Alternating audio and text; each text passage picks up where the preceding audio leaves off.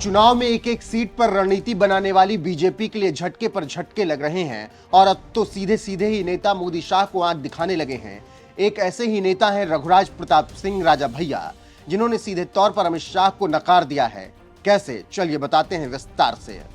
राजनीति क्या न कराए, राजनीति में कब क्या हो जाए किसी को नहीं मालूम, और कब पासा पलट जाए और कब आई हाथ की बाजी फिसल जाए कोई नहीं जानता। अभी हाल ही में एक बड़ी खबर तब मीडिया की सुर्खियां बनी जब कहा गया कि नाराज ठाकरों को मनाने का जिम्मा रघुराज प्रताप सिंह राजा भैया को सौंपी गई है, और इसके बाद मीडिया कहने लगा कि अब मामला सेट हो गया है, बीजेपी को यूपी में कोई नहीं रोक पाएगा। लेकिन अचानक आखिर क्या हो गया कि एक हफ्ते में ही मामला सुलझने के बजाय उलझ गया, और अब कहा जा रहा है कि बाजी इंडिया गठबंधन की तरफ पलट गई है और कुंडा वाले राजा भैया ने अमित शाह और नरेंद्र मोदी को झटका देते हुए अपने कार्यकर्ताओं को कह दिया है कि वो अपने विवेक पर जिसको चाहे उसको वोट करें, और इसका वीडियो भी उन्होंने जारी किया है, जिसमें राजा भैया खुले तौर पर अपने समर्थकों से ये बात कह रहे हैं कि उनको जो मन करे वही करें, मुझे इससे कोई फर्क नहीं पड़ेगा, वो जहां मर्जी वहां वोट डालें। तो इससे आप समझ सकते हैं कि 5वें चरण में क्या कुछ होने वाला है और कैसे इसे मोदी शाह के लिए बड़ा झटका माना जा रहा है। जानकारी देते चलें कि 4 फेज के चुनाव के बाद एनडीए गठबंधन में काफी निराशा है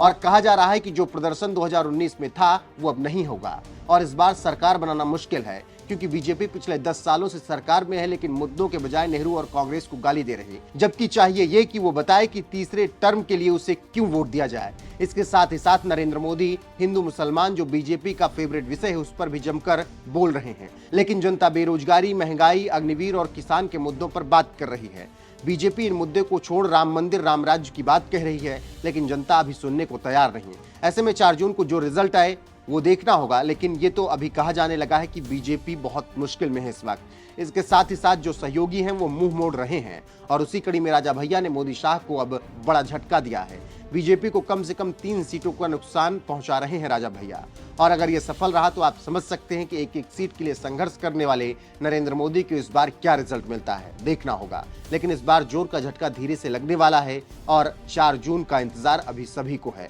तो इस खबर पर फिलहाल आपकी राय क्या है, कमेंट करके जरूर बताएं।